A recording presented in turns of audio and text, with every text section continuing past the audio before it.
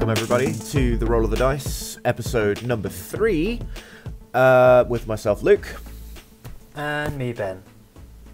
Hey Ben, how are you? I'm alright, not too bad. Good. Recovering after the holidays. Oh, yeah, aren't we all?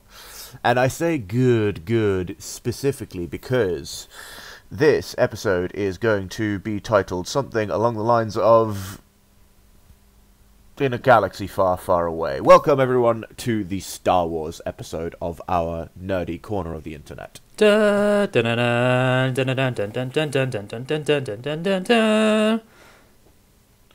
Of all the Star Wars music that exists in the world, that was the one you went for, huh?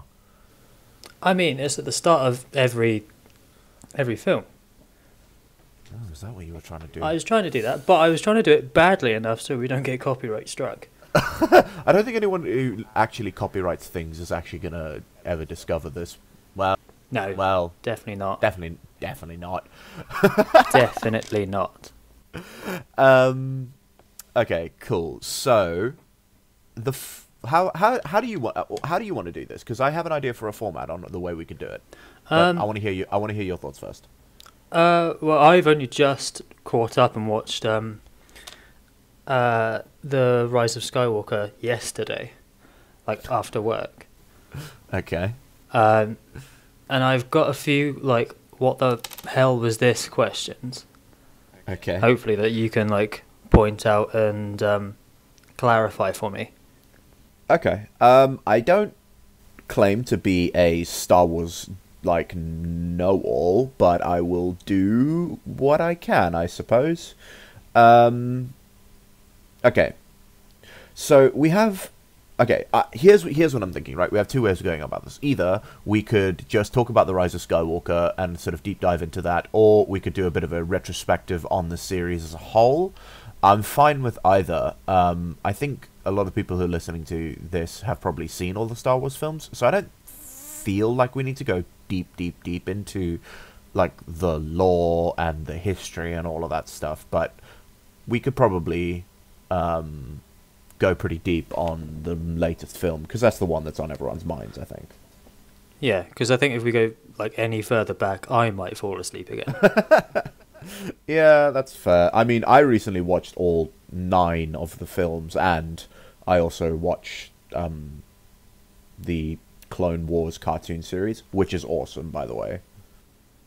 It is good. I highly recommend. Did you see the thing? It's released on Disney Plus, their streaming service. Yeah. And one of the executives or someone from Disney Plus stamped like the Disney Plus exclusive or original. Really? Like they had made it, and it's like, guys, come on! Cartoon Network was the one that made this. Come on, bruh.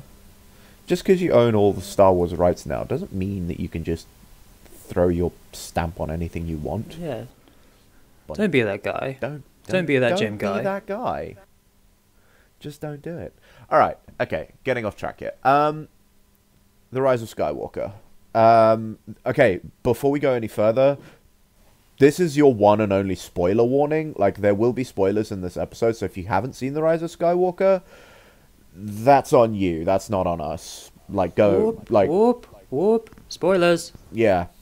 There you go. That was your spoiler warning. You've had it, and we've been very clear about it. Okay. The Rise of Skywalker. So, you say that you have a lot of what the fuck moments, right? I have one, and I don't think this will come as a shock to you at all. In what galaxy, far, far away or otherwise, is Rey just gonna say she's a Skywalker? That's just not true. It's just not. You can't just say that. That's just like me saying my name is Luke Obama. Like, that's not true. Is this the bit at the end Yeah, where she buries the... Yeah, it's like, okay, well, I guess I could just claim to be a Skywalker because my 2 masters were the final... Like, what? I was so confused and so, like, huh? I don't know. Watching... I kind of understood it as Rey doesn't know her family. Her family's long gone and past and deceased, and she doesn't know... I don't know if she doesn't know her family name, and that's like a kind of like I say adoption. Well, her family name is Palpatine, right? Like, she is a Palpatine. That is confirmed. Like, true. She knows she knows her family name. So if it's a case of her rejecting her family name and choosing Skywalker as her family name as like a homage to her masters, either that or it's like eradication of the dark and accepting of the light. Palpatine versus Skywalker, that kind of way. I suppose that makes sense. It threw me through a loop the first time I watched it, and the second time I watched it was with my good friend. And she was kind of like, huh? Towards the end at the end of the film when we were like walking home, and it was like, I don't know. But yeah, that was a thing. So what about you? What the fuck moments did you have? Pretty much most of the film. Because it fleetingly glanced over so many things that were like just thrown at you, and you were like forced to accept that these were things. Okay. Like the message that they get. They're in the Falcon. They fly under some kind of hatch, and this horned guy like drops a message through, and they plug it into R2. Like, what message is that? I don't remember that being like explained any further along the lines, unless that was for the dagger thing. No, so that message that they gave was the intel that there was a spy in the First Order. Oh, yes. That was that. Fun fact about that. Yes, because 3PO couldn't translate it, could he? No, 3PO couldn't translate the dagger. Right, that's it. Yeah. This was something just entirely different. Fun fact about the dude who was playing that horned, like, green character. That was Mark Hamill. That was Mark Hamill? Yeah. It just as a cameo, in, like, a different role. That's cool. Yeah. Apparently he always wanted to say the lines "win the war" in Star Wars, and so they were like, okay, yeah, do it here. Just as like a fun... Yeah, have the small little green mask. Yeah.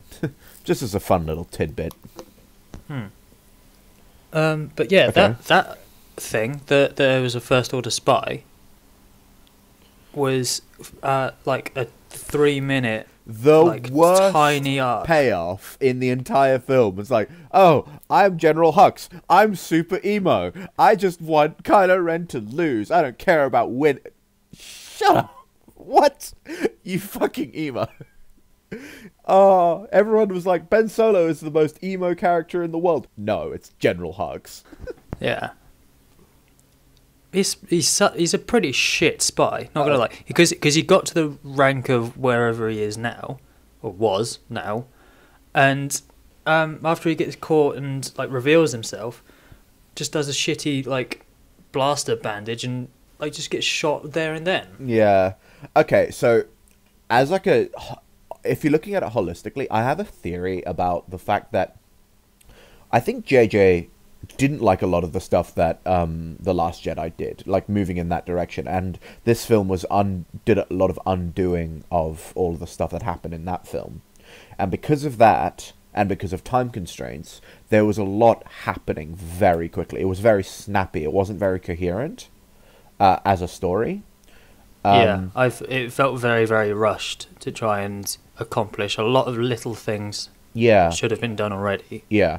Like, there's basically no explanation as to how Palpatine comes back to life. Like, exactly. There's pretty much none. Like, there's one line of like, oh, the Sith have always dealt in the dark side of the Force and necromancy, I suppose. Like, it's just really badly explained. Yeah, because the only thing you see of that is his like mangled, horrid hands. Yeah. So, yeah, I guess the Sith are necromancers now? I don't know. It was... Like, it had really good moments, I think. Like, I liked a lot of the... I liked a lot of the stuff with, like, Poe being unsure of himself, like, when Leia's died. Like, I really liked that scene.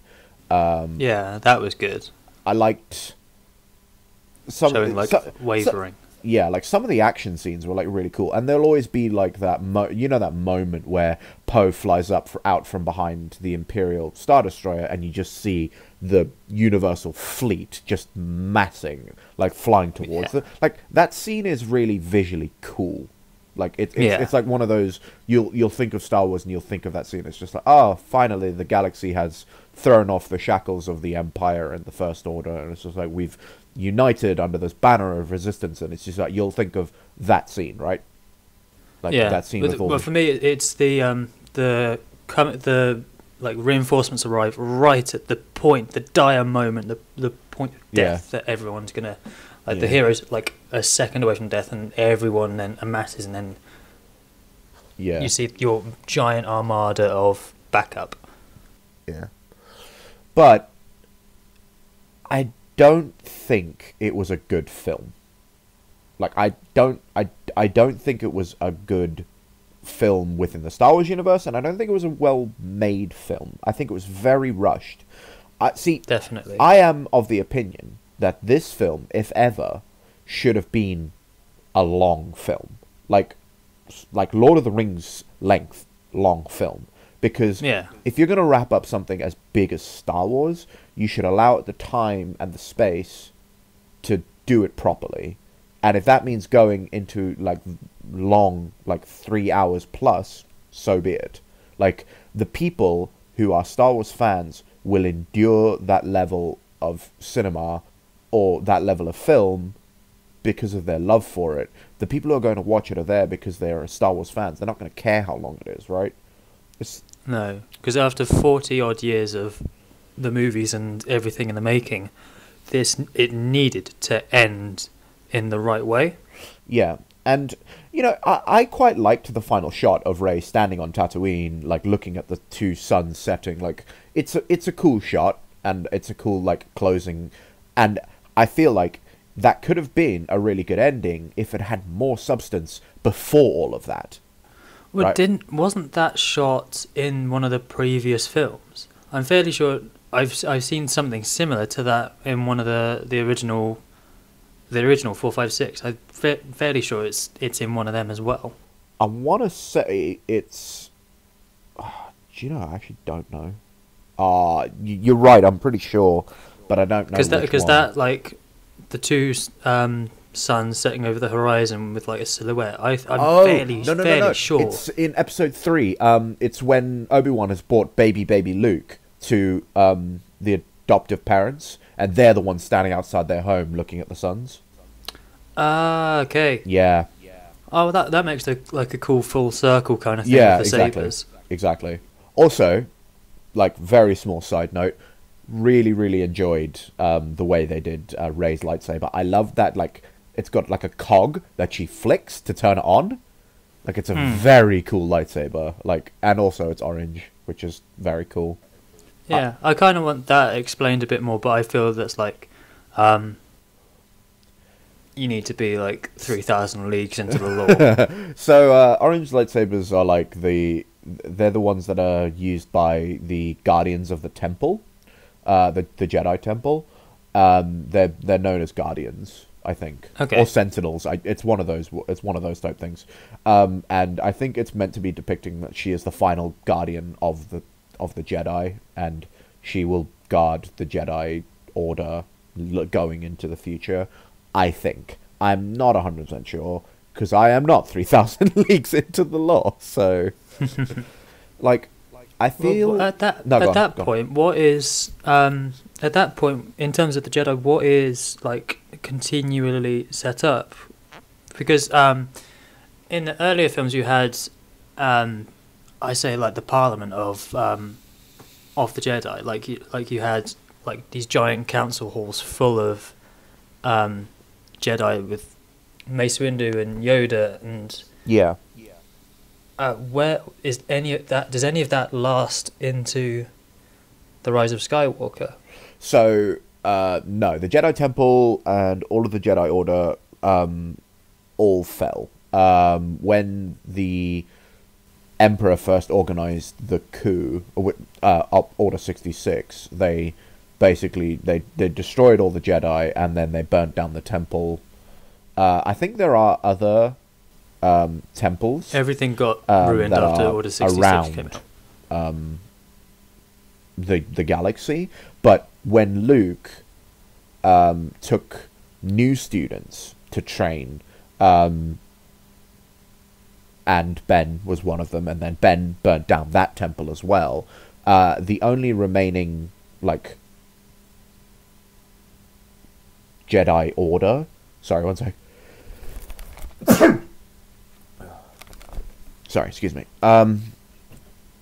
Yeah, so the only remaining of the Jedi Order was Leia, Ben, well, sort of Ben, like, it was Leia, Air quotes, Rey, and right at the end, air quotes, Ben Solo. There are still Force-sensitive characters within the universe that are untrained, like Finn, for example, is an untrained, Force-sensitive human, and he's the first Star Trooper to ever have known to be Force sensitive as well. Oh, okay. I say Star Trooper? Stormtrooper, sorry. My head auto-corrected you, don't worry. Yeah, that's fine. I think mine did too. Yeah, so... And, you know, at the end of The Rise of Skywalker, there's that kid who, like, pulls the broom towards him. And it's like he's got, like, a rebellion, like, medallion. And it's like, oh, this is a Force-sensitive child. So they exist in the universe, but they are sort of scattered at the moment. There's no order, there's no temple, there's no training facilities or anything like that. It's just Rey, who is the only fully trained Jedi. Okay. Yeah. I have a suspicion that, like, there'll be a lot of, like... So, I was actually thinking about this recently, right? Remember when Harry Potter ended? Like, a couple of years later, they made Pottermore, and then the Wizarding World, and, like, they, like, kept adding, like, all of this, like, bonus content to, like, what happened long after the series ended and whatever, right? Yeah, it allows J.K. Rowling to expand or continually into... Yeah. That universe without writing more books. Exactly, yeah. I have a theory that in the next couple of years there'll be stuff like that, especially with the likes of The Mandalorian and the Obi-Wan show coming out, like, in the next couple months, and all of that stuff. There will be some sort of universal, like, central hub, probably a website, I imagine, that'll be very similar to Pottermore. Wizarding World. That will have a lot of these, like, expanded universe stuff, like, what did Rey do after, like, did they recreate the Jedi Order, did the Sith survive, blah, blah, blah, blah, blah. I think all of that stuff will probably become, like, made into, probably writing, I imagine, because there's a lot of, like, Star Wars, like, there's a lot of, like, novelization, graphic novels, graphic and novels, comics, and, like, all of that kind of stuff. So, yeah, I think it'll be something along those lines, for, like, what happened after, he says, in air quotes. Like the events that happen from like, now on. Yeah, like, did Rey rebuild the Jedi Temple? Did Rey become a master? Like, because she's not, at the moment. She's not a master. She's just the only one left, so... Yeah, it's difficult now that now she's the last and only. Who's there to appoint her as like this guardian of the Jedi Temple, as a master? How does she seemingly, like, graduate and develop being on her own? Unless, like, she has the guides of the ghosts. That's what I was thinking. Probably, like, she has a pretty good rapport with some of the Force ghosts, specifically Luke and Leia. They probably help, like, guide her down the path of, like, when she needs, like, guidance and whatever. And, like, I don't think there's anyone left to appoint her as a master or not. And I think she'll just do that herself. Like, if you're the only person left, then you can self-appoint yourself to whatever position you like, really. Yeah, and I don't think Rey's, like, the kind of narcissistic person to do that. Yeah, exactly. So, or to exploit that, but yeah. Yeah. I think... This is a really tough one for me, because I I love Star Wars, right? And I always have. And I loved even the, like, the prequel trilogy. Like, I know they get a lot of hate for being, like, pretty bad, but, like, when I was watching them as a kid, I loved the sounds and the colors and, like, the fight on Geonosis in episode 2, like, the clones versus the droids, is one of the coolest, like, battle sequences in all of Star Wars, I think. It's like, it's just a really, there's, like, these these things on wheels that roll around with missiles firing everywhere, and, like, the AT-ST walkers, or, like, six-legged walkers, these giant cannons and all kinds of, like dope shit, right? And I go back and watch them now, and I'm like, I can objectively see why people don't like this. I can see why people think it's bad, but I still love this. The problem for me with this new trilogy, episodes 7, 8, and 9, is that only in episode 7 was I filled with the childlike wonder that I had watching the original Star Wars. Or not the original, but, like, previous episodes of Star Wars. Episode 8 was such a detachment from the Star Wars metric that because it was so different. And fair enough, they went in a different direction. I get why they tried it, and, you know, I get that you have to try and keep things fresh. And I get why it's so controversial within the fandom. Like, it splits people down the middle. People hate it, people love it. Like, I understand that, but because it's so different, it doesn't fill me with that same sense, like, of grand adventure that the other films did, I think. Yeah. And then this one, because it's so choppy, it's so fast-paced, I couldn't follow. I couldn't. It undoes a lot of what The Last Jedi does, for a start. But also, I couldn't follow it in a sort of coherent way to be amazed by it, I think. Yeah. Yeah, like, after each little, like, unexplored arc, you're left with, well, who was she? Why did her and Poe have, like, this secret love affair maybe thing on that planet? Like, what's their backstory? Why is everyone... You're left with that whilst... They didn't pull the trigger on Finn Poe, and I'm just not okay with that. Like, they didn't pull the trigger on Finn and Poe being romantically involved, and I'm not okay with it, because there is nothing straight about their relationship. You go back and watch when they're celebrating that hug where he points at him, and it's just like, there is nothing straight about that. Is the...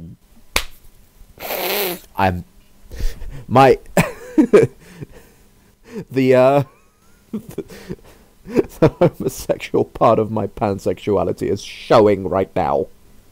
I'm glad this is audio only. Yeah, exactly.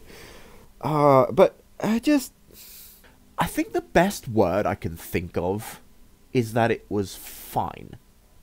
And that's not what you want to associate the finale of something so iconic with. That's obviously just my opinion, right? Like, I know that I don't speak for everyone, and I don't speak for the company or whatever. Although, Disney, if you're listening and you want to sponsor me, hit your boy up. I'll say anything you want. Oh, I am such a fucking whore. No, I'm joking. It was fine. It wasn't mind-blowingly good. It wasn't awful, like, by any means. It wasn't awful. But it wasn't good enough for a finale, I feel like. It was adequate for a adequate mid 3 film arc set. Yeah, exactly. But yeah, there was far too much that it was trying to do, so it couldn't cohesively end. Like, if you took a lot of the stuff out and just focused on just Rey and Kylo's, like, adventure, weird, like, I love you but I don't love you, like, weird love affair kind of thing. The will they, won't they, to their fight thing at the end.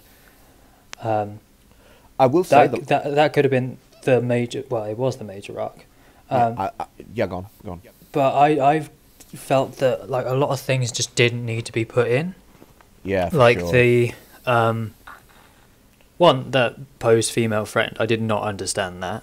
The Knights of Ren, didn't understand why they were there unless it was just by association because you've got Kylo there. It's never really explained where they come from. No, and they didn't seem like any kind of threat at all to anyone, and they seemed very distant from Kylo because he fights them at the end, but like he doesn't refer to them by name or anything. There's no like emotional connection. Like if they're these elite warriors that he's supposedly trained up and are his knights of his own name, and he just seemed very, very detached and very like it just didn't matter. They could have been stormtroopers or just like Imperial Knights. Yeah.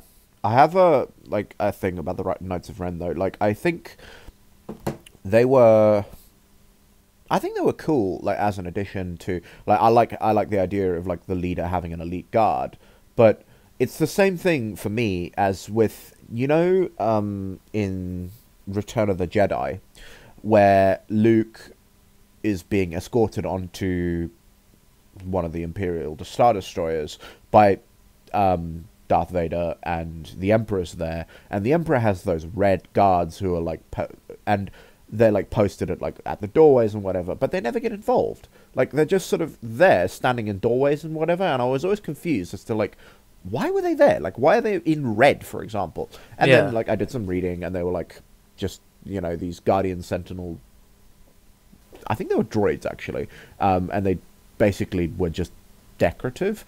And the Knights of Ren, they weren't decorative because obviously they had a bit of a role to play, insofar as they were used to like hunt down them on that desert planet, and then Ben fights them at the end. Oh, side note, the lightsaber behind the back trick was my favorite scene in the film. That was fucking cool. Yeah, I like their connection that they can do that. Like yeah. I loved where like Ben pulls it out and he just kind of like shrugs at the knights and then starts like going at them. That was a very cool scene. Like, and that's what I mean when I say that there were really good moments within the film. Like, though, also when Rey uses Force lightning, that's very cool. Yeah, that was a really cool moment. And if they'd been given the time to explore those things in a longer film, I think it could have what disappoints me the most is that it had the potential to be great, and they just didn't give it the time to be. If I want to see an extended version of it, because I feel like my opinion of it would increase massively if I saw because apparently an extended version of the film exists. Like I think they're calling it like the JJ cut or whatever. Or no, it's not that. It's something else. Because I was thinking of the Snyder cut from something. Batman vs Superman. Different universe whatever. entirely. No, there is an extended version of the film exists, and I want to see that because I feel like that will give it the time to explain how stuff has sort of shaken down, and I will appreciate it and like it a lot more. Yeah, it needed the time to fully flesh out what it needed to. But didn't feel like it did. If you look back at like finales that have happened in the last however many years, let's go with the big one, right? Let's go with Endgame. Endgame was a long film. Oh, okay. It was like my head went to Doctor Who, the end of Tennant. That finale is the finale. Yes, like I would agree with you there that is a very good finale. But I was thinking like specifically within films, right? Within films, yeah. The big one of the last, let's say, 5 years has been Endgame, and then Rise of Skywalker. They've been the two biggest finales of big, long-running franchises. Yeah. And Endgame was long. It was a long film. It's like 2 hours and 45 minutes or something. How long was The Rise of Skywalker? 2 hours and 15 or something. So that's like an extra half an hour of stuff within Endgame. And Endgame wasn't perfect. I'm not here to claim that Endgame was a perfect ending to a thing, but it was still a good ending.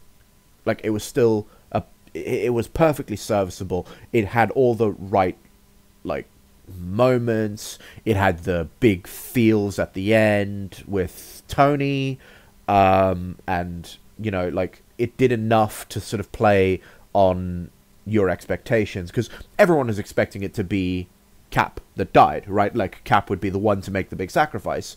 Yeah. And then they swapped it, and it was Tony at the end. Like, you wouldn't expect the one who's been, like, typically narcissistic and, like, self-serving the entire series to be the one to make the big sacrifice. And then they flipped it, and they did that, and it was cool. It was a really great moment. Like, there wasn't... Again, I'm not saying that Endgame was perfect. It wasn't. But this one, The Rise of Skywalker, it played out almost exactly in the way that I expected it to, and there was no real surprises. And you want something to surprise you and to shock you in a finale, in a finale film of a series, right? Yeah, you want something to shock you and make you go, whoa, ow. Yeah.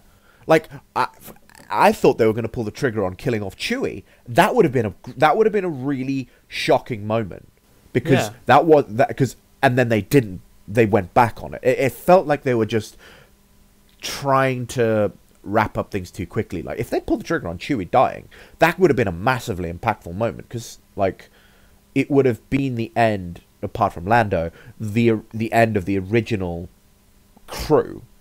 That would have been, like, they would have all been dead by that point. But then Chewie survives, and it's like, okay, well, you tried to do this thing, but you kind of chickened out on it. Yeah. Like, it just... I wonder how much, because you have to wonder in this day and age, how much JJ wanted to do and then had to make changes because of the Disney execs, right? Because obviously at the end of the day, they're the ones who make the final decisions about stuff. Yeah, they're the one who's providing funding and allowing this project to go forwards. Yeah, exactly. It's hard to say, I think. Yeah, I strongly feel that it should have been just one director throughout the whole three, because then you wouldn't have had... Yeah, absolutely. I think it would have really benefited from having one director. Yeah, because you wouldn't have director infighting between the films to screw up further down the line. Exactly. I 100% agree. I was actually thinking about this recently. Like, I was recently rewatching and rereading all of the Harry Potter films. And I think it's 5, 6, 7, and then 7 Part 2 are all done by the same director, right? And then before that, the other 4 films are all done by a different director each time. Okay. And it shows massively that the final 5 films are doing their best to tell a coherent story, because they're the same director who has one vision for how he wants it to shake out. Obviously, it's different with Star Wars and Harry Potter, because Harry Potter has source material, right? It has the books, and they can, like, that is the content that they're going to be making. And then Star Wars is, it has book form, but it's fairly open to... Yeah, book form is only to the end of episode 6, right? Okay. So all of the new stuff was, like, new, quote-unquote, new content that they were trying to do. And if JJ, for example, had been allowed to do all 3 films, I think it would have been a lot more coherent, and it would have been a much better experience, I think. Like, that's not to take away from Rian Johnson's film. Like, I liked The Rise of Skywalker, personally. I thought it was a good film. The Last Jedi. Sorry, yeah. Yeah. I liked it. And I liked really what he tried to do with it. Actually. But I feel like it would have done so much better and worked so much better if that had been almost a standalone, like, interim film, not as part of, like, the main trilogy. Like, if that had been, you know how, like, Rogue One and Solo and those type of films exist, I feel like if that had been As like sideline films. Yeah, as a sideline film. Although the argument can be made it was then does it then just become filler, which is true. It is, but it's filler that has a point. Like it gives context to stuff, which is what I feel like sometimes filler is important because it provides context for why things are the way that they are. Yeah, because not everyone will have read all caught up on lore and fully understand what each character's like role is and the importance of each little thing. There will be like an idiot in the audience at some point who needs hand-holding a little way down the line. Yeah, for sure. I don't know if I have a lot more to say about Star Wars. I think let's try and end on a high note. What was your favourite shot or favourite bit from the last three, from these three films? Okay, so from Force Awakens, it's the Rey outstretched lightsaber scene with Kylo in the snow. You know, where they're both reaching for the lightsaber, and then she's the one. It comes to her. It goes to her. Yeah, I know the one. Yeah, that's my favorite scene from Force Awakens. The Rise of Skywalker is, for me, it's the lightfold jump into the what's it, the Star Destroyer. Yes, that's a very awesome scene. Because I remember I think I sat with you in the screen, and like the impact of when the ship like rips through the Star Destroyer and everything just goes silent. Yeah, it's a very awesome scene. Yeah, I think yeah, that's probably it for me as well. Although, like, honorary mention, I really like the scene where previously in the film, Luke says, being a Jedi is not all about lifting rocks, and then the final scene is just Rey lifting all of those rocks out of the way when they're in the tunnels. Yeah, I loved that, like, full circle. That was a really cool moment. But yeah, like that scene where it just goes silent when she flies the light speed through the dreadnought and then just rips it. Oh, that is such a cool scene. Mm. And then in this one, it's definitely the lightsaber behind the back. Like, that whole scene is just, like, it's so cool, the way that, like, she's being drawn into Palpatine with his words and, like, his manipulations and whatever, and then just, she sees Ben in front of her, puts the lightsaber as if she's about to strike, and then just brings her hand out, it's not there, and then just cuts away, and Ben's just like, sorry guys, and then starts fighting. And it's just a very awesome, like, side-by-side scene. I keep going in and, like, screen checking because I know when that scene's going to be, and I just, like, keep watching it over and over again because it's really awesome. You sat there with your stopwatch. Yeah, like... So it's coming up to 1 hour 15. Cool. What about you? What's your... Well, the light folding for The Last Jedi. Yeah. I can't think of something for The Force Awakens. For The Rise of Skywalker, I'm not sure. I really like the fight over where Rey goes to try and find the second Wayfinder, and she, like, finds her dark self. Oh, the whole lightsaber fight with Ben? Yeah, but then the bit before that where she sees her in the dark side with her, like, double like, I know what you contraption mean. Lightsaber thing. Yeah. That, to be fair, that kind of looks like a cheap Darth Maul knockoff, yeah. Yeah. But it's yeah, I agree. That I loved Ben and Rey's fight in the on the destroyed Death Star. Yes, like, that was it. I couldn't think of what it was. Yeah, it was part of the Death Star, and I loved it. Like, I loved that whole scene. And I loved how Finn tries to get involved and just like gets force pushed away, and it's like, okay, this is a you and me thing, and we're gonna do this together. Like, I really enjoyed that scene. Yeah, I'm not gonna lie, Finn still annoys me. Like especially in that scene, it's like Finn, she is having a lightsaber battle with Kylo Ren, who's I'm not gonna like supreme leader. Let her get on with it, because you're not gonna help in any way, shape, or form. I like that they gave Finn like something towards the end where, basically like made him co-general. Like I like that. Yeah. When he wasn't trying to get involved with Rey. Like I liked him having his own agency and his own story. Yeah. My thing for me with Finn, right, is that John Boyega is very English, doing an American accent, and I feel like his character would have been absolutely fine just being English. Yeah. I don't know. Maybe that's just me. I don't know, because you have other English actors in the Don film. Monaghan was in the last one, and like I can't hear him as anyone other than Meriadoc Brandybuck. To be honest, like Say again? he just sat. So Dominic Monaghan was in this last film. Oh, and I can't hear him as anyone other than Mary. Yeah. Like he just has that voice, and he just sounds like Mary. Yeah, I saw him on screen and I was like, hey, that's Merry and or Pippin. Yeah. Because I'm not gonna lie, I can't tell the difference between the two of them, but yeah, hey, Lord of the Rings. Yeah, exactly. That was when I went to watch it the other day with Katie. It was like pretty much the same thing. We were just like, oh hey. But yeah, that was a fun little crossover that I didn't expect to see. Yeah. Apparently, I read this yesterday. His character's name was like Bordeaux or something. Okay. Yeah. It's not very important, but you know, it's just Interesting little tidbit.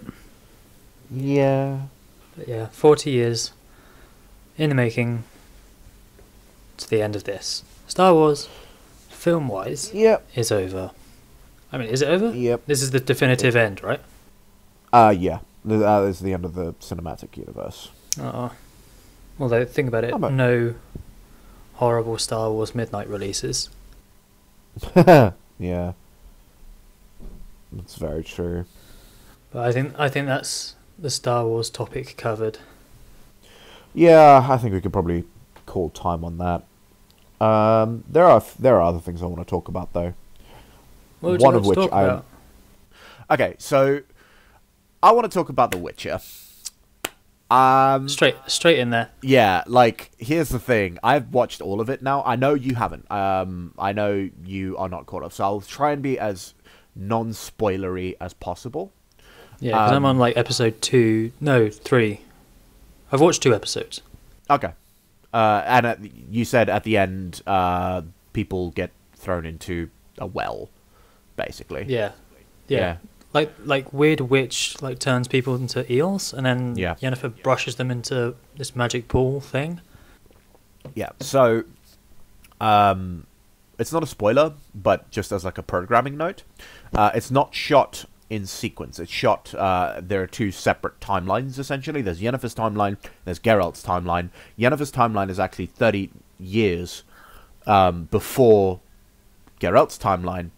And there's a certain episode where there's a time jump in Yennefer's, where she like goes ahead to 30 years, and then she meets Geralt, and stuff like that. It all catches up together. It all catches up together, yeah. I think it's like episode 5 or 6. But I don't know about you, but I've had Toss a Coin to Your Witcher in my head for like the last 2 weeks. Yeah, same. It's so good. It is. I've seen memes and like images and articles of the actor who still can't get it out of his head after filming it. Yeah, 8 months ago. Yeah, that's wild.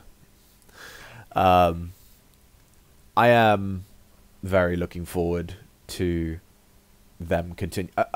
Fun fact: Netflix have just ordered 6 seasons. Jesus. Of The Witcher. Yeah, just from the first season's popularity and its success. 6 seasons. 6 seasons.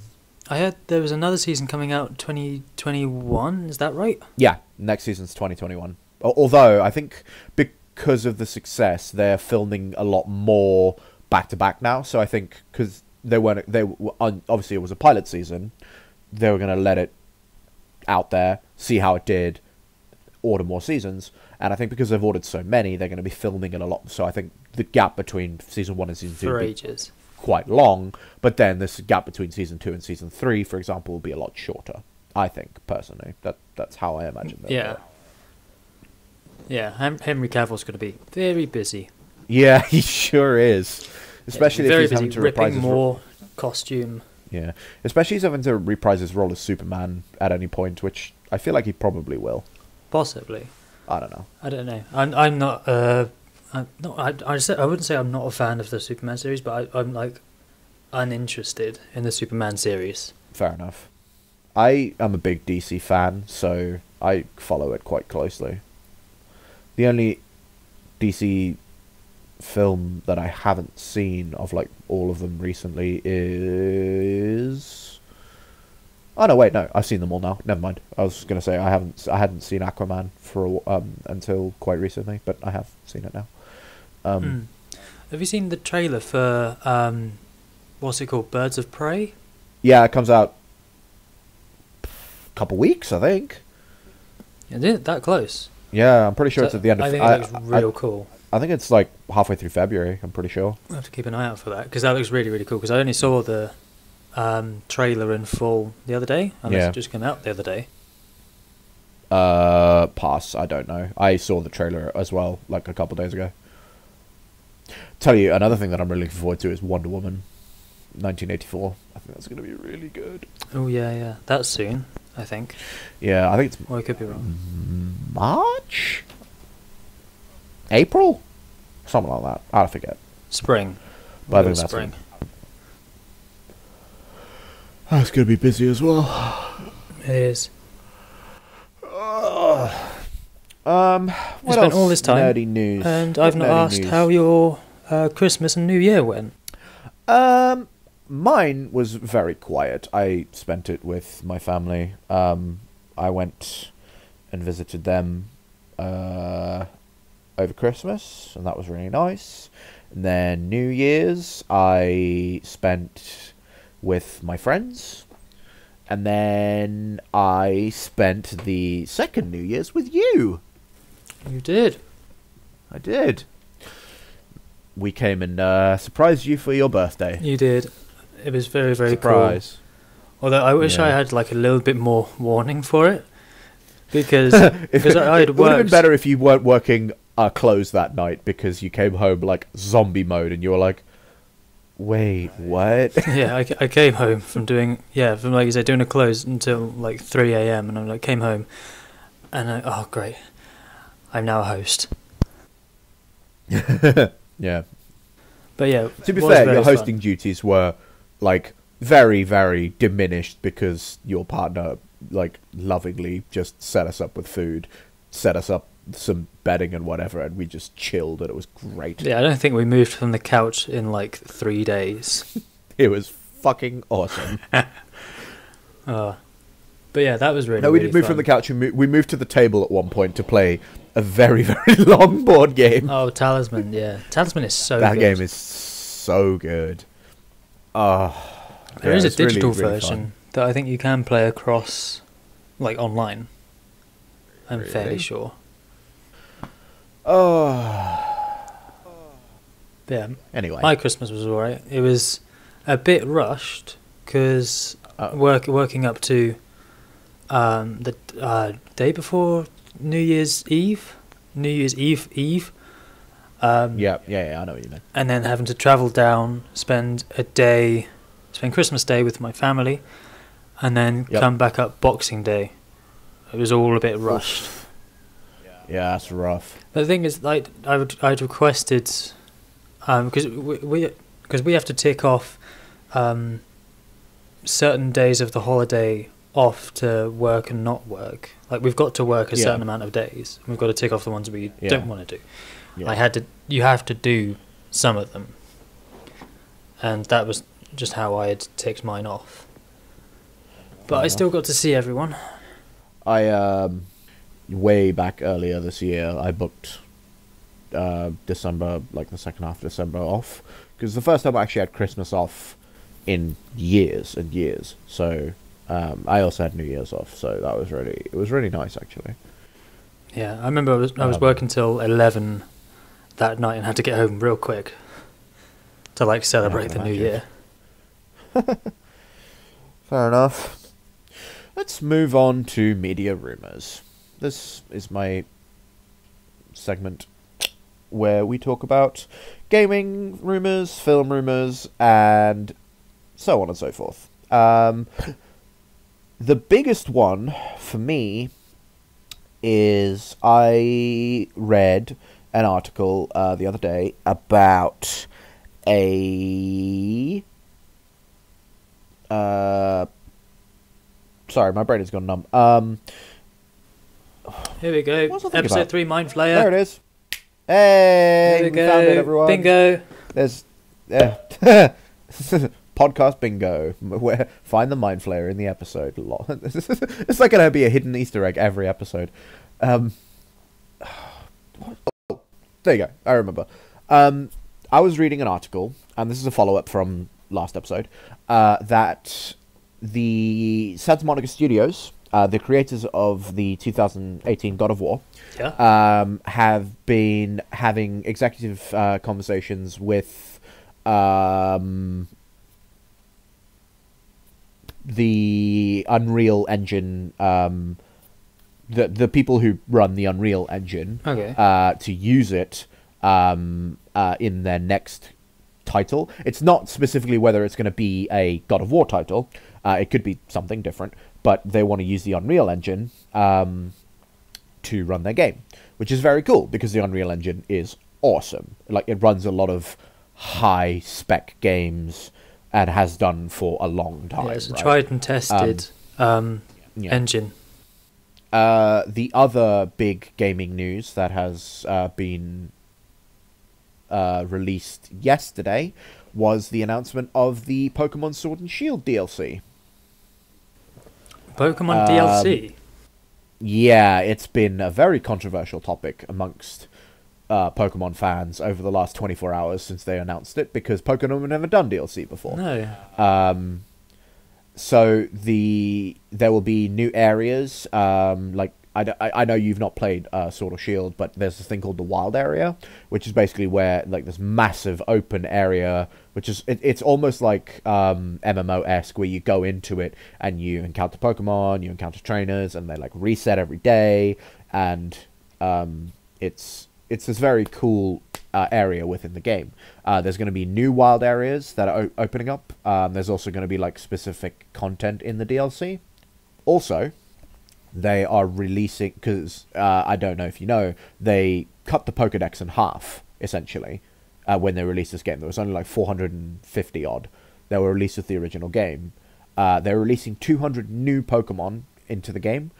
You don't have to buy the DLC to get access to those Pokemon. You can just trade for them as normal for when people have them.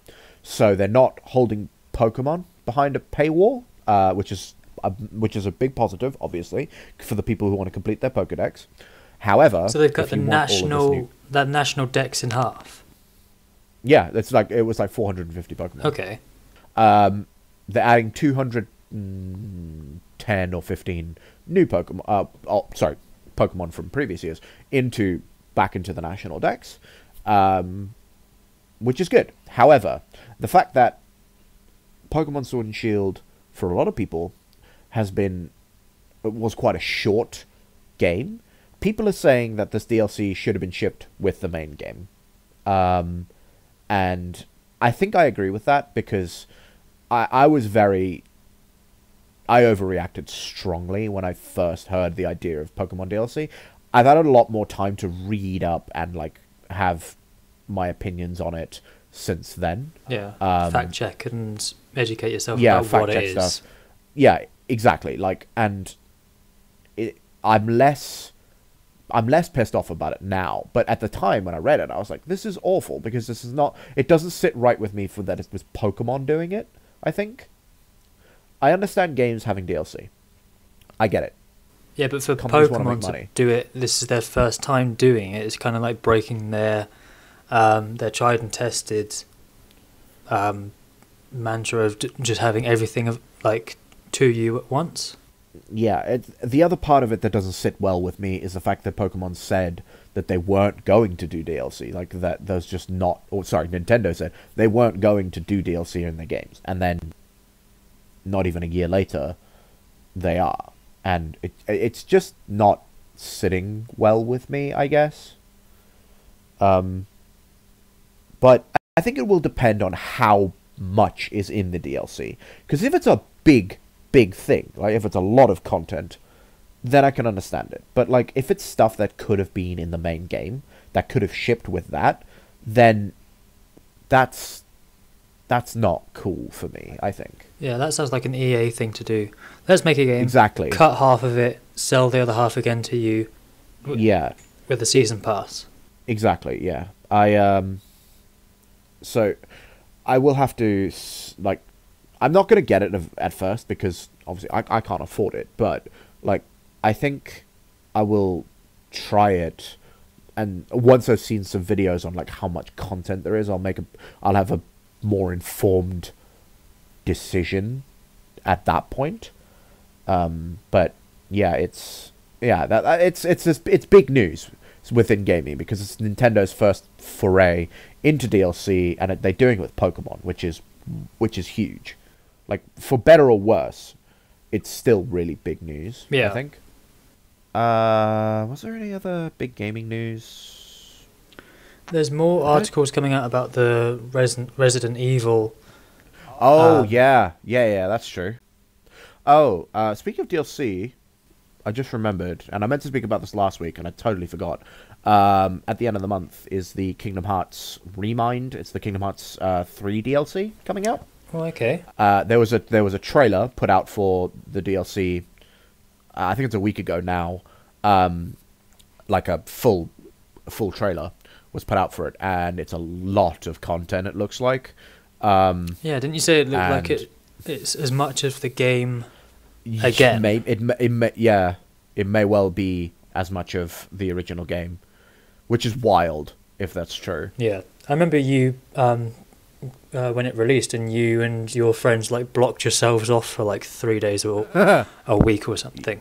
Yeah, we took a week off work, and we completed it in 3 or 4 days. Yeah, it was wild. Yeah, you locked down your flat, blinds down, curtains drawn, no sunlight. Yeah, that was this time last year, actually. It was the end of January last year when it came out. Was it?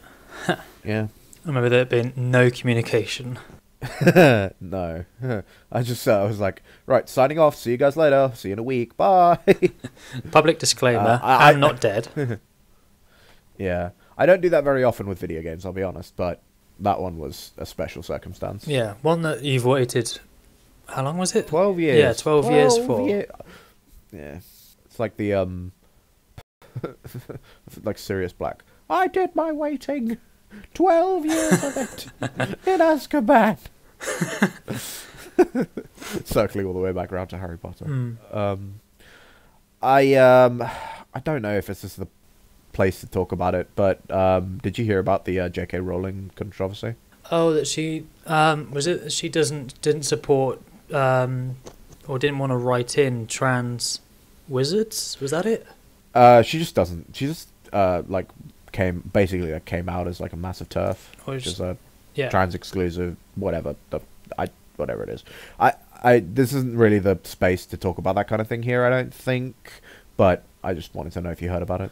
Yeah, I had heard about it, that she was getting a lot of hate and a massive clapback from from the Harry Potter community itself, because they were like, the people that you've written about wouldn't support what you're saying. So definitely not. Like that was the thing, is like the people in your stories wouldn't support what you're saying about like what you're saying, and it's just pretty buck wild. Yeah, but I personally don't have enough. I don't want to say opinion because that sounds wrong. I don't have enough information and knowledge about that. You don't have a learned opinion. A learned opinion, I think, is what you're thinking. Yeah. I don't have enough learned opinions to formulate a understanding of how to understand it. Yeah, that's fair. And I don't want to say anything like just in case it is wrong, or you don't want to say something ignorant. Yes. And Yeah, exactly. Yeah. And we don't want to be ignorant either. Of course not. No, definitely not. Um, We know when we don't know something. yeah, we are well aware of our capabilities and their lack thereof. We are self-aware idiots. Yeah. So, I don't know if I can talk about this. Uh-oh. Um, Is there a court order involved? there's not. I don't, but the thing is, I don't know if it's public knowledge or not. I think it is. Okay, so, I'm just going to talk about it, it'll be fine. I got my hands on a 5-year plan for, like, all of the, like, big films that are being released over the next 5 years. Okay. Side note, there are so many Mission Impossible films coming out in the next few years. Holy shit. There are like 4 of them in like the next 5 years. I've not seen a Mission Impossible film since, what's it Ghost called? Protocol? No, Rogue Nation, is that one? It's not. Maybe? The last one I think was called Fallout. And I think it was the one before that, I think it was called Rogue Nation, because I remember watching it, and this was about the time I had so my lungs collapsed twice. Yeah. Oh, was that it? Yeah, no, yeah, my lungs collapsed. And midway during the film, I get a phone call from the hospital saying, "We need you to come in." And it was during watching Mission Impossible. I think it was Rogue Nation. Okay. And ever since, I've not seen a Tom Cruise film. You just associated your lungs collapsing with Tom Cruise. Yeah, he is the cause. He is the phantom lung puncturer. Oh, that's wild. That's hilarious. Oh, that's good. Which is a shame, because I really want to go see this new Top Gun. Yeah, Top Gun Maverick, which comes out sometime in the next couple weeks. I can't tell. I've seen the trailer like 300 times a day, but cannot tell you. Do you have it up in your foyer? Yep. Yeah, me too. That We're still showing the cat. We're still showing the Cats trailer, by the way. Yeah. Oh, speaking of Cats, did you go and watch it? No, I am. I did. Okay. You did. I did. Oh wow, it was bad. Holy shit, it was so bad.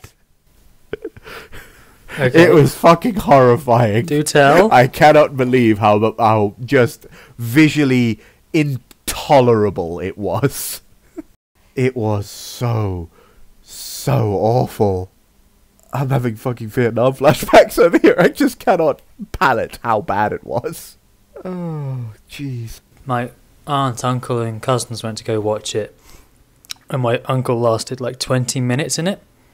He then had to walk out, went to the pub, and texted my aunt saying, "I can't take that anymore." Yep, that sounds about right. It was very bad. Yeah, not a big fan of that one, I'll be honest. No, I don't think I'm going to go see it. It is going to pass me by quite successfully. Well, here's another fun little topical thing. Are you a believer in New Year's resolutions? I am, and I have one. Oh. And I have upheld it so far. I'm 10 days in. Given up energy drinks completely. Complete cold turkey, no. Yep, not one since New Year's Eve. Like New Year's Eve, Not I had a single my last one. count. Not one since. First week was pretty rough, but now I'm starting to get over it. I remember you've half done this before, I think. Like, didn't you like cut down or? Yeah, so I moved off of. I basically stopped drinking anything other than like Monster Light or whatever it was called, the white cans, the no sugar, no calories one. And then after New Year's, I completely given up that one, and now I've given up energy drinks completely. And anyone who knows me know that this is no mean feat for me. This is a big thing for you. This is a big thing for me, yeah. So are you replacing it with anything? Are you substituting anything in, like No. coffee or Water. Water. Yep. I've been drinking a lot of water. Also, I have cloudy lemonade in my cupboard in my fridge, which I've been drinking. But like cloudy lemonade has like almost no. It's also no added sugar cloudy lemonade from Sainsbury's, and it basically has like zero nutritional negatives. Okay. It has like, yeah, it's like, if you're gonna drink something fizzy, it's about the best thing that you could possibly drink. Okay, it's the thing with the least amount of debuffs possible. Yeah, exactly. Also, I've like stopped drinking as much coffee. Okay, I didn't know you. I still drink coffee. Like, there is no reality in which I could stop drinking coffee. That's just not gonna happen. However, I have not. I've sort of cut down on the amount that I drink. I think that's me with tea. Yeah. Also, I've stopped having sugar in my coffee. Oh, okay. Do you replace it with anything else? Like no, I just sweeteners are a thing, but I don't know what they actually do. I don't. Nah, I just have it without, and I have my tea without as well. Oh no, I still have one sugar in my tea because it's just unpalatable if I don't. But I don't really drink tea all that much anymore. Like, I used to drink tea all the time, but I've just kind of gone off of it, I think. So have you noticed any health like effects since New Year's? So the first week, around day 5 or day 6, I started being a bit shaky and very, very tired, and I realized it was my body craving energy, craving the stuff in energy drinks, Craving the juice. Exactly. However, I have been noticing that I have been able to fall asleep and sleep a lot better because I don't have it running around my system late at night, because I would drink them quite late when I would be working or, gaming. Like, when I would lie down to sleep, I would lie there for ages because I'd still have it like coursing through my body, keeping me awake, because that's what it's designed to do. Since I stopped drinking it, like, I can just sort of drop off a lot quicker now. So there's a lot that. easier. Yeah. I still, go to bed at stupid o'clock in the morning because I'm a chaotic, terrible human being. But at least it's not the energy drink's fault now anymore. It's my fault. Yeah. What about you? Do you any New Year's resolutions? I don't think I do. I couldn't think of one to come up with. Well, it's not really a New Year's resolution. It's more like medical advice. To limit and look at what I'm eating more thoroughly. To cut down dairy and certain ingredients to try and help combat my skin health. Sure. And like inner health, because I've got certain conditions which doctors have told me that don't like lactose. So I'm being conscious of my dairy intake and that's fair. Trying to be healthier that way, but trying not to change anything too drastically. Does that make sense? Yeah, no, for sure. No, that makes total sense. Yeah, it's just energy drinks for me. I just stopped drinking them because people kept telling me about like how bad my addiction had got, and like it was getting to the point where I was becoming entirely reliant on them, and you could see it. Yeah, like in your day-to-day stuff, in your day-to-day activity and whatnot. Yeah, exactly that. Going forward, I'm just trying to drink. I'm just trying to be a little bit healthier, I think. Well, you're 10 days in. You sound good. Yeah, like yesterday, I was on my first close for a while, and I think yesterday has been the toughest day because I would rely on them to keep me awake during my closes, especially when it's like quiet and it's a bit boring. Like, I'd rely on them to keep me awake and keep me sort of sound all the way through my shift. But I didn't cave, which I'm proud of. I really wanted to at some point last night, but I didn't, and so there was that. That's good. The first shift will always like be a test of willpower. Like, it's going to be difficult, but you got through it. Yeah, exactly. So we have D&D tonight. We do. I'm excited. Yeah, I've got a very cool episode. Not episode. Sorry, I've got a very cool session planned. It's going to be split up into 2 parts tonight. Oh, because one person coming late affecting it. Yeah, exactly that. Okay. They need to be there for the stuff that I have planned in the second. So I was like, okay, cool. I have my stuff that you guys can do in the first half, and then when they get there, second half. Oh, yeah. So I still need to draw that little map for you. I've got like reference images, like ready to draw stuff, and I've got like an idea of how to draw it. Oh, is that like the stone circle that I was talking? Yeah.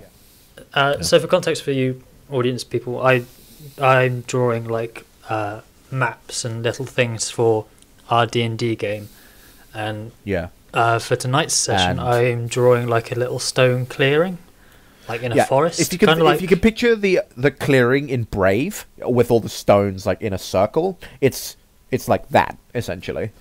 Yeah, going to be all runic and mystic and magical. Yeah. And something like that, hopefully. Yeah. Hopefully. But yeah, I'm looking forward to rolling some dice again. Some clacky rocks. Indeed. Magic I also maths need to rock look at my character to noise. remind me what I am. What does my character do? Oh right, yeah, he teleports. That's what he does. Pretty much. I can't believe that I gave one of our friends the ability to fly. Yeah, only in the darkness though. Only in the dark, but we are going to be in a very, very wooded area that is going to be quite a dark forest at night time here in a bit, and I'm expecting flight shenanigans. Is it any kind of light that would negate it, or was it like just sunlight? Just strong. It's strong light, which is like mechanic in the game. So you can fly in dim light and in darkness. Okay. So dim light would be like you can fly in in a place that's like vaguely lit by like torches or something, like in a castle, for example. Like you could fly from one rampart to the other because like the moon would be shining down, or there's like torches around. You can fly in that. You don't have to be in. It doesn't have to be like pitch black. Okay. But if it's sunlight, then you would just fall. Then definitely. Okay. Yeah. But yeah, so... So we're going to have some fun. I am going to have some fun. But that is all for the second half. Yeah, okay. I think we'll wrap it up there, to be honest. Yeah, sounds good to me. Okay, thank you everyone for listening to episode 3. First half was the... I don't know, we'll probably name it something to do with Star Wars, and then the second half is just us kind of chatting about stuff, which is, I don't know if it's a format that we'll keep up with, if we'll like do like deep dive into like certain stuff, like impactful stuff going forward. We're still trying to figure out like the format in which we want to do stuff, and it's all a learning curve for us. A lot of us, it's a lot of just, you know, getting used to stuff as we go along, right? So again, same as last week, thank you so much for everyone who reached out for episode 2 and gave us some good feedback, or gave me some good feedback. We've been able to hopefully incorporate that into this episode and the episodes in the future. And yeah, thank you, Ben, for being the tech-savvy one of the two of us who was actually able to put this out there for people so they can actually hear it, because I have no idea how... as far as I'm concerned, what you do is like some form of magic or dark sorcery, and then there's a YouTube video, and it's wild. Like it is. I mean, I have practiced in, like, this was my degree, pretty much, just without video. Fair enough. Well, I am very thankful that you are capable, because I am absolutely not. Yeah, well, YouTube's a good place for it to go. I don't know if people would want it to go on SoundCloud as well, because I can put it as like an MP3? I did actually get asked about SoundCloud, so I think if you can, I think it might be a thing worth trying at least. Yeah, I'll have a look at it. See what we can do. Okay, cool. Well, thank you everyone for listening, and I hope you all have a lovely week. I don't know when this will go up, but we will talk to you again soon. And I hope you all have a good January. And yeah, I'm really bad at editing. Bye! Bye!